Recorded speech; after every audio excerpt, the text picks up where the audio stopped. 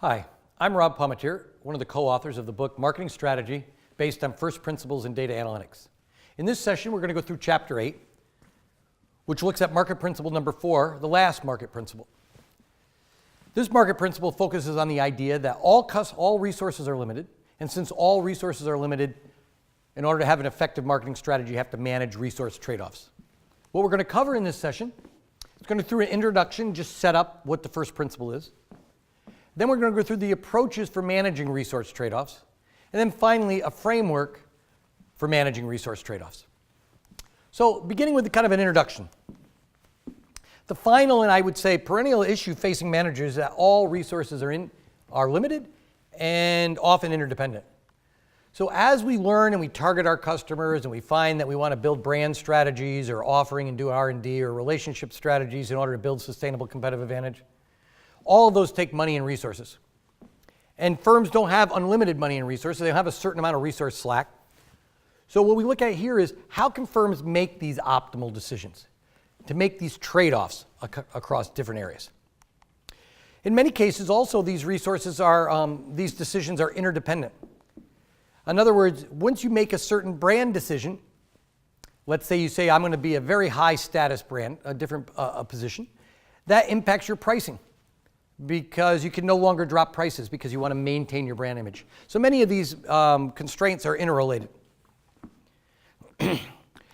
It's also important to do this well because most of the ways that we're going to implement marketing is by how we spend our resources. That's really where we pull the levers in our market budget, where we decide to spend. By not spending on relationships and shifting the money to the brand, that's a key decision. You're no longer going to be able to use relationships as a sustainable competitive advantage.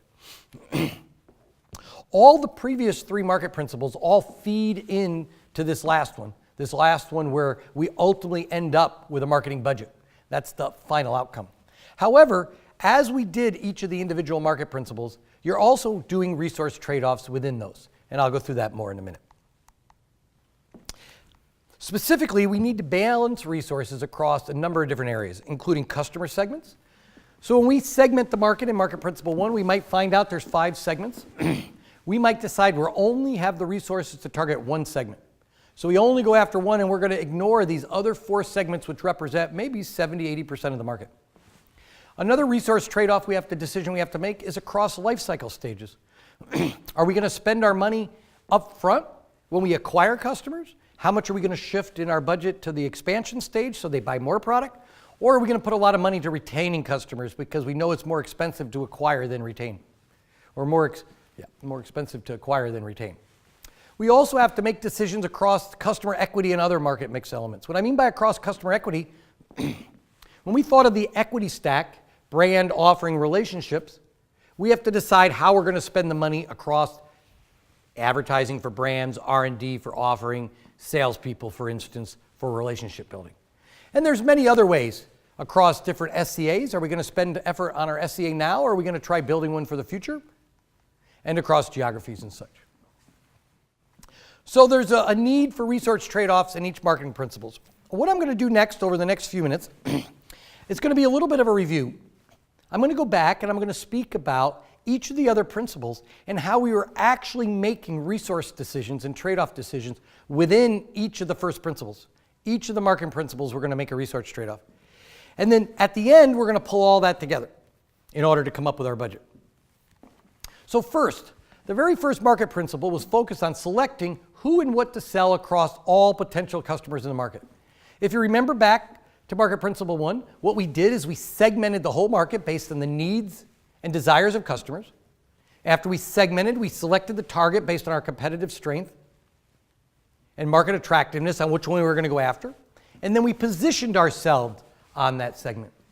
Well, we made some decisions there. We made some trade-off decisions. We made decisions across the allocation, attractiveness and relative strength.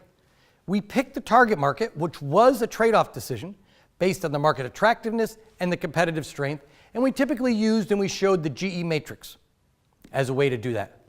Now, there are improvements that could be made in that. The improvement could be is we could cut the market, rather than cut the market up into 5 segments, we could cut it into 8 segments or 10 segments, or even as Royal Bank of Canada does, 100 segments. By focusing on smaller segments, our positioning, each product that we launch to a segment will be better targeted. It'll be more well-fitting to that small group of customers. The other thing we could do is rather than just use market attractiveness to pick segments, we could use customer lifetime value. The advantage of that is we're picking segments not on the attractiveness right now, but on how much we're going to earn from each segment over the whole life of each of those customers. As we showed earlier, that's a better way to do it. So as you can see, in Market Principle 1, we already made a number of trade-off decisions. And this is a good way to do it. It's a good way to do it when you're focused on Market Principle 1. You make the first level of adjustment. And then we're going to go to Market Principle 2, and we're going to make another. And you're going to see one of the best ways to make these allocation decisions is you make them and you iterate to the next one, and then you go back and redo it. You're constantly trying to get more accurate and targeting better.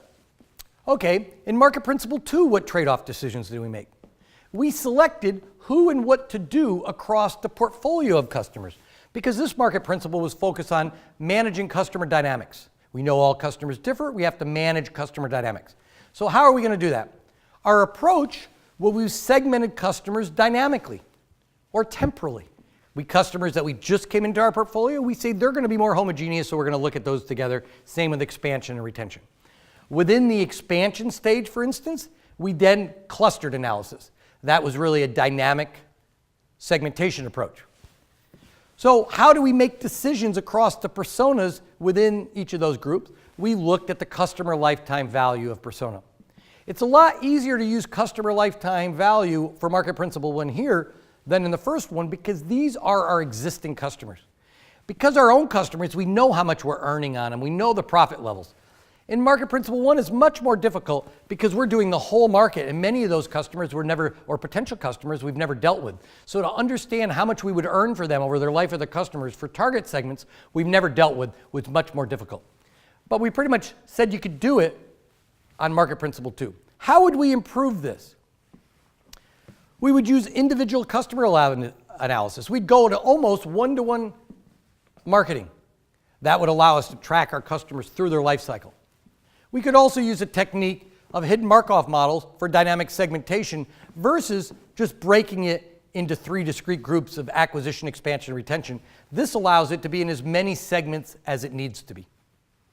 So that's how we were making trade-off decisions in Market Principle 2, is by deciding what personas we're going to go after based on their CLV. Now, Market Principle 3, what trade-off decisions did we do there? This was deciding how to use brand, offering, and relationships to achieve our positioning objectives from the STP and from the AIR. The approach was using a customer equity stack. If you remember, we had, it was kind of the example of the beer in the paper sack. If it was in the paper sack, that was our offering, just the taste and price. We took the sack off. The extra amount was the brand value. If it was served by our bartender, favorite bartender, that would be the relationship equity. We made decisions across brands, offering, relationships. How do we do this? We talked about using conjoint analysis. Conjoint analysis is a trade-off decision for like offering. If you want to design the ideal offering, you can use conjoint analysis. It tells you the characteristics, the actual levels of all the design characteristics associated with a product in order to achieve maximum market share. We can also use CLV in this. Also, we brought up experiments, a way to see if brands and relationships will work. We could look at 2 of our territories. We could add more salespeople in one, not add in the other, and actually see what happens to both relational equity and sales, and that allows us to understand if we should add more salespeople or not. Improvements, rather than do brands, offering, and relationships separate, like if we did an experiment just on relationships, that would be only one of the BOR at a time. It would only be relationship. Ideally, we could do a multivariate approach, which would look at all 3 of those together. Because as we know, there is interrelationships between brands, offering, and relationships. Now we're up to the 4th one, the one we're doing today. We want to determine annual budgets, plans, and metrics to execute the BOR marketing strategies and support our overall positioning in the market. How are we going to do that? Our approach is going to be, we're going to do something, we're going to measure its impact on a metric, we're going to evaluate that impact on the metric, we're going to adjust our action, maybe spend more, spend less, and then we're going to do it again. We're going to keep doing that, and I'm going to go through that today. What's our decision criteria and allocation process? We're going to use things like marketing ROI, customer lifetime value, elasticities from the choice models, tells us how much we should, for $1 of spending in the input, how much does that have in an output? We can also use conjoint, and we're going to bring in a new technique, and this would be response models. Improvements, we can do more refined metrics and more inclusive response and optimization models. Okay, so overall, we said all resources are limited, and we say that's a fundamental assumption of marketing strategy. The recognition that all resources are limited and that an effective marketing strategy must manage these trade-offs is really the fourth and final principle we're going to talk about. And you got to recognize all financial resource are constraints, and even if a firm has a very good resource allocation, changes by competitors, changes by customers, markets, trends, technologies, that's constantly going to be impacting what's the ideal adjustment. And so a firm constantly has to be readjusting its allocation of resources. So a firm must account for these resource trade-offs in order to have an effective strategy. Putting that together, market principle 4 is all resources are limited, and an effective marketing strategy must effectively manage resource trade-offs. Okay, now I want to turn from the introduction to the approaches for managing resource trade-offs. And first I'm going to do, as we did for the other first principles, we're going to go through the evolution of approaches that people have used in business. So it started in something we call the heuristic era, when there was very little data, and has moved into this data era, where we have a lot more information about individual customers. So the heuristic era, the typical way they did it was this thing we call anchoring and adjusting. So what would happen is most firms would spend something like 4% of sales on advertising. That would be a heuristic. They say, oh yeah, we spend 4%. If the business grows, 4% represents a bigger pot of money. Other times they might look at competitors and say, we're going to spend the same as our competitors. If competitors spend 5%, we're going to spend 5%. Sometimes they take it of profits rather than sales. But in any case, they use just some simple heuristic. They spend based on that heuristic. They get some outcome. But they don't really evaluate that link. They don't say, is 4% right or 5% right? And there's very little adjusting. There's been firms out there that's for 10 years in a row, they've spent 4% of their sales on advertising. Do we believe 4% would have been optimal for that firm for all 10 years? There's no way it could be. They're just doing it because it's simple. The new technique, and this is what we're going to talk about more today, is you do your market, you make a certain amount of spend, you develop a model, and the model tells you what is the linkage between advertising and whatever your outcome measure. It could be a metric, it could be sales dollars. And then based on what this model tells you and the linkage, you adjust using feedback and see what happens again. And you keep adjusting until you find the optimal point. And we have techniques for doing that. One would be called a response model. So what are some of the trends that have allowed us to move from anchoring into this response model? Let's just go through. Information technology, poorly developed, well developed. Volume of data, mostly qualitative data, kind of visiting calls, ad hoc, down to we have a lot of big data. If you look at the amount of data, people think in the last 3 years we will, or excuse me, in the next 3 years we'll double the amount of data in the world. So it's almost doubling every couple of years. Even though over thousands of years we've collected all these books and all this library, nope, we're going to double that in the next 3. Why? Because we're collecting all sorts of data. Customer sophistication. Customers are becoming more informed. Proof of marketing effectiveness. Trust in marketing effectiveness. Here, back they said, oh, we know advertising works, so we don't really worry about it. Here, people want to show. Show me that advertising dollar. Show me the Super Bowl ad for $4 million is a payoff that's worthwhile. And then also local markets versus highly competitive global markets. It used to be you could have your customers in a local geography and maybe you did not need to advertise to tell them things because they all knew you. You had a relationship. But now you have global competitors coming into your market and it's very, very dynamic. So those things are really both enabling and requiring us to use a more sophisticated way for allocating our resources. But we have to recognize there's really no perfect system yet on how to allocate resources. The problem is that it needs to be simple enough that managers can understand it. That's one of the reasons people still use the anchor heuristic. They say, I'm going to spend advertising, going to be 4% of sales. Why? That is really easy to allocate. Really easy. However, so it needs to be simple, but we want it sophisticated enough that it takes into account the interdependencies across multiple time-varying inputs, each with different elasticities. What do I mean by that? That sounds kind of complicated. Multiple time varying. What that means is brand, relationships, offering, R&D, all of those vary over time. In other words, you could be changing how much you spend every quarter. Not only that, they have different time varying elasticities, meaning an input, a dollar input to R&D might be different today than a dollar input in R&D in 6 years. Same with advertising. We know as we spend more on advertising, each incremental dollar gives us less and less and less, till it finally gets fairly flat, and more spending buys you nothing. That's a very complicated problem to solve, and it needs to be simple enough to be understood.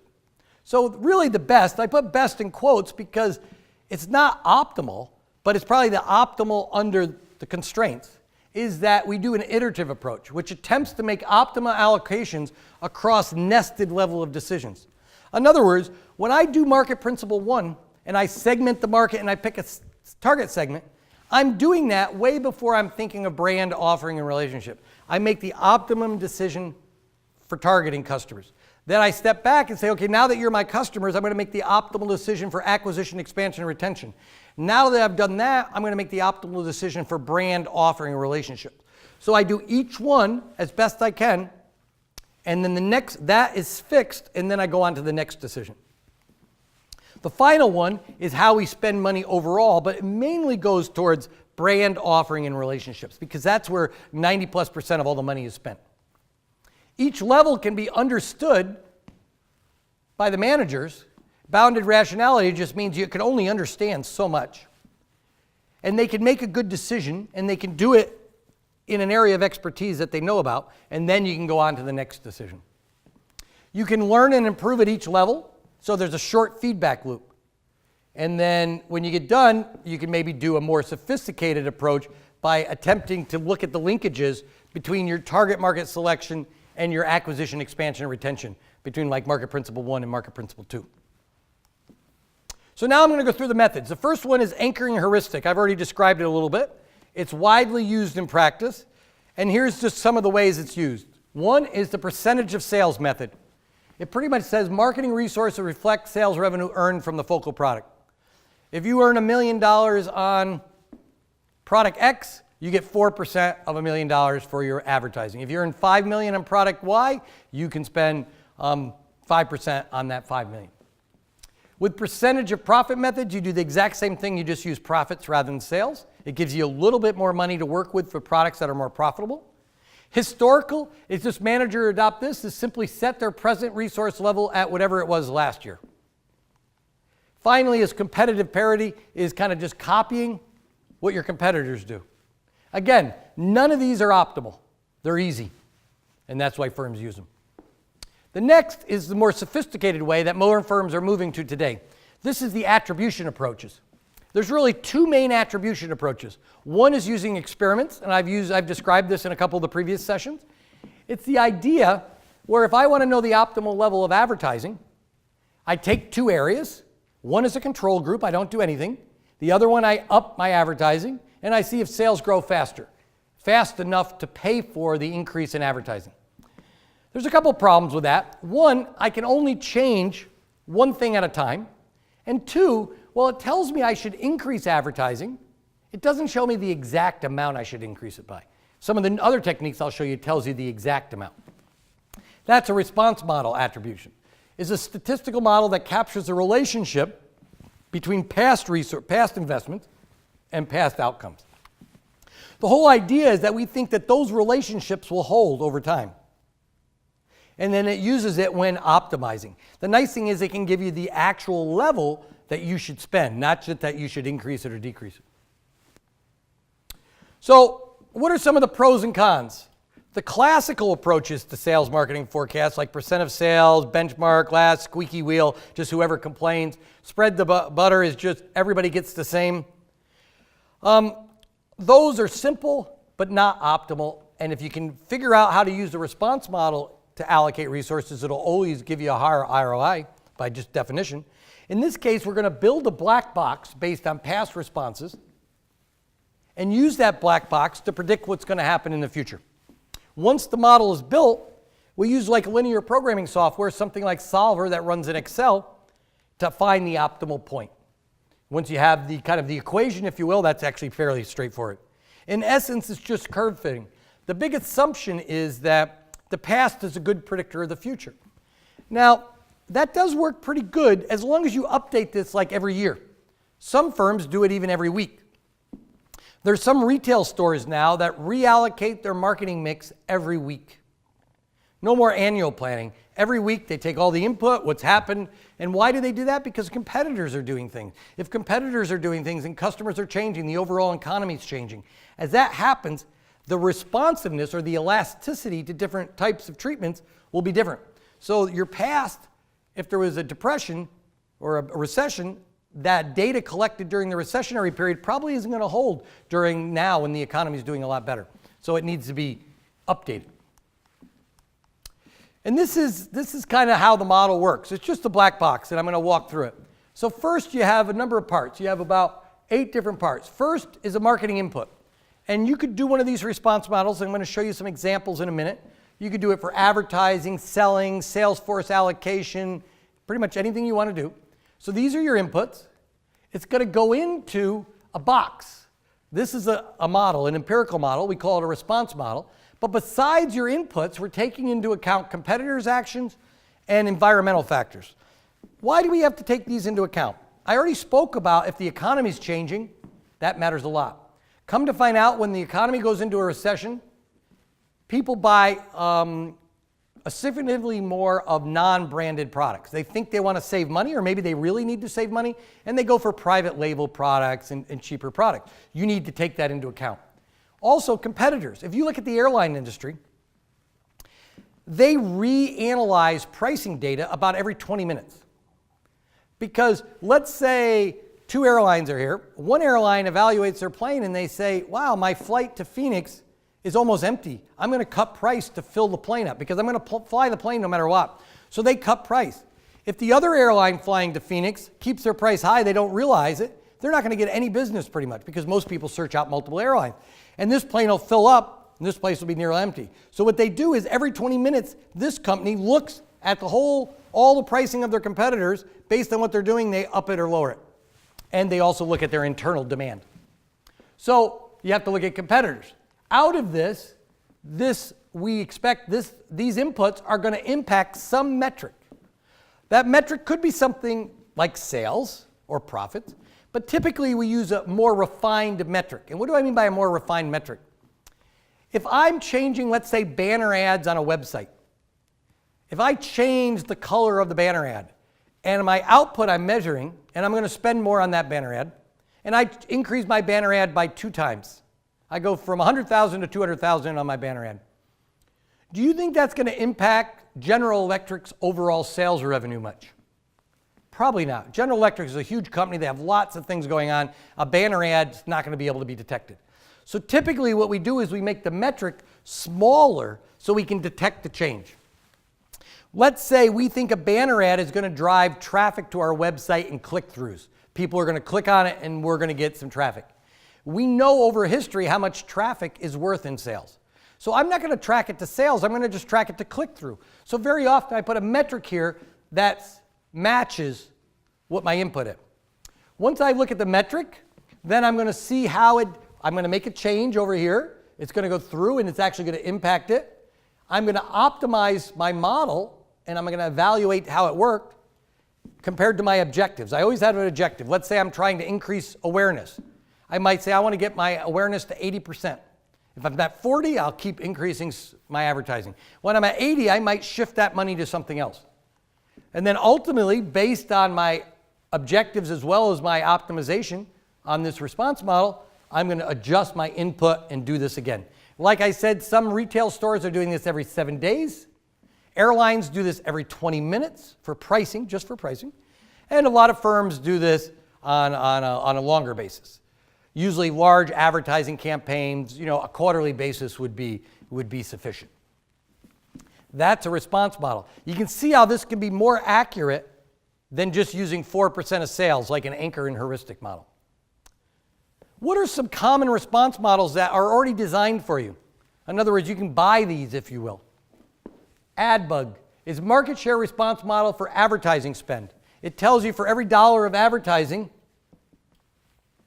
how much market share you're going to get. And it takes into account all the things we've learned across hundreds of firms. Things like sales has a floor. If you don't do any advertising, it doesn't go to zero. It usually goes to some minimum level. It also has a ceiling. If you spend maximum amount, it ultimately tops out. There's nothing more you can get. There needs to be some advertising rate to maintain share. If you stop advertising, sales will decay down. And finally, there's delays and carryovers. If I spend $1 million in advertising today, sales don't increase a lot today. It increases over the next 2 or 3 quarters, and it really matters on the product to a certain degree. Carryover is if I stop advertising today, those benefits of the advertising will carry for multiple periods in the future. So you can see this is relatively complicated. There's another one about sales force allocation. Things like allocating salespeople over territory, allocating sales call for across customers or products, allocating compensation across salespeople. All of these are trade-off decisions. There's already response models built that you can use to do this. And then there's some other ones that take account of other things. Interactions. Very often we want to take into account the interaction now between advertising salespeople. And you say, because these two treat them separately. But the new ones, we recognize that it's easier to make a sales call if there's a lot of advertising. Picture this. I call up a customer. I try to visit this customer every week. I call up the customer, and this is kind of a joke, but I say, hey, I have the same products I had last week. Nothing's new. I'd like to come talk to you. And they're going to say, well, geez, I'm pretty busy. I don't really want to talk this week. But let's say the next week they see an ad on a brand new product. I call the guy up and say, hey, I'd like to talk to you. He said, hey, I saw the ad on the new product. Yeah, come on in and talk. I want to learn about that new product. So you can see advertising can impact salesperson's allocation of time. So we start taking those into account, but it makes it more sophisticated. As you noticed, one of the things that was important in response models is the metrics. We can't just look at sales and profits for everything. Even though that's what the accountants look at, they're not refined enough. They're not granular enough. We look at a lot of metrics ourselves. So next I want to speak about some metrics. Balanced scorecard is just a way to think about it. The idea is we need these metrics to see what our actions are causing. We want these metrics to be fast response. Sometimes sales takes too long to see. So the things we like in a metric, we want short feedback loop. In other words, we change the input. We want to really quickly see the impact so we can feed that back. We want it looking to the future. We don't want it to look in the past. If I look at past sales, last quarter sales, that's backwards looking. And we want it to be fast response. The scope of the metric should match the domain of the decision. If I'm doing banner ads, something like click-throughs is about the same scope. If I'm doing R&D, sales from new products might be a good scope. So you want the metric to match what you're changing. Some common marketing metrics and what they're looking at, customer sat is really more product focused. Service quality is experience and relationship focused. Brand awareness is promotion, has a pretty fast response. Brand strength and quality has quite a bit of inertia. Lots of things impact it, and it doesn't change really quick. Customer retention is backward looking because the customer's already left. Loyalty is probably the best aggregate measure for marketing effect. Why? The customers like you and they want to buy from you. That's a pretty good measure, and I'll talk a little bit more about loyalty here. However, some measures of loyalty are misleading. So I want to just spend a minute and talk about loyalty itself, because there's really 4 kinds of loyalty we often speak of. What we like to talk about is true loyalty. In this case, we have high behavioral loyalty. In other words, the customer's buying from you repeatedly, and they like you. They have positive affect or emotions towards you. That's good. That's true loyalty. But if we look at spurious loyalty down here, this is a case where the customer buys from you, but they don't really like you. Let's say you are the only gas station in town. You live in a little village, one gas station. And you say, my customers are really loyal.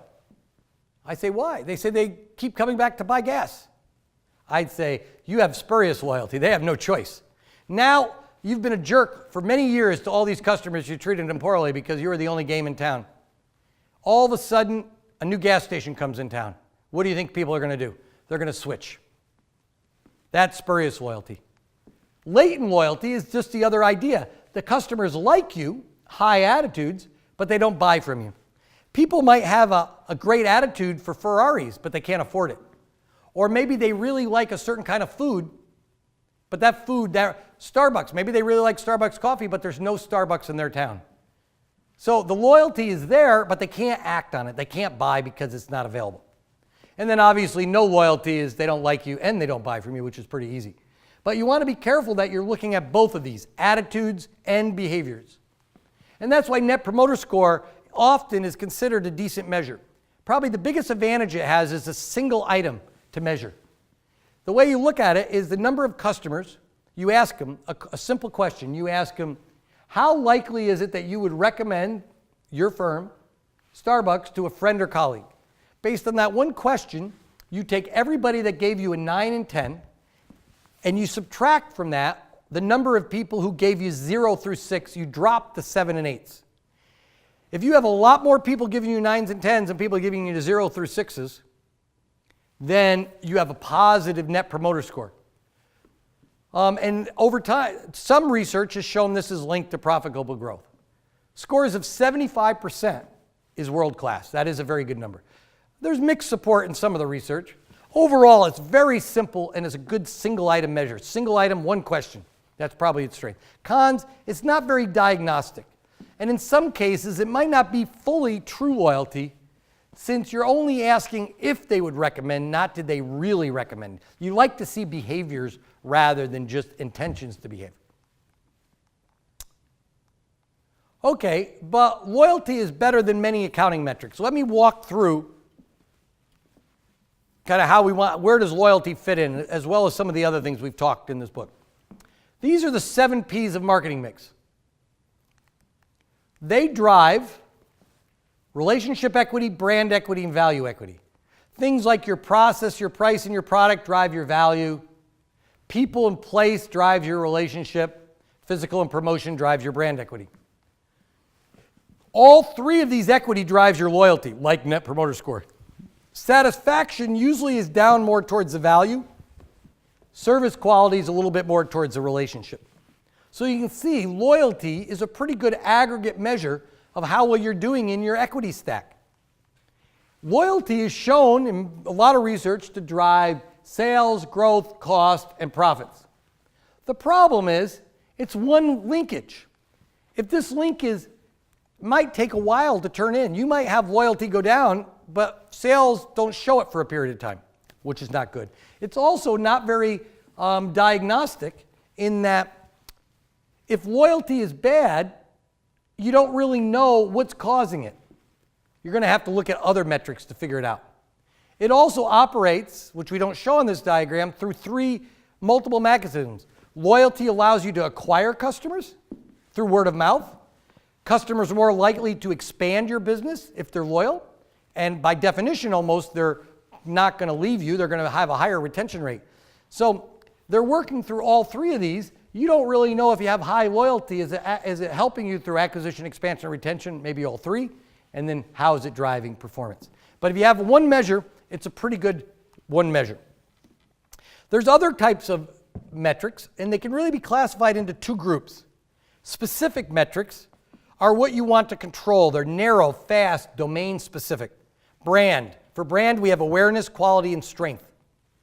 Offering, innovativeness, adoption rate, price premium, value. If you get a big price premium, it means your product offering is probably pretty good.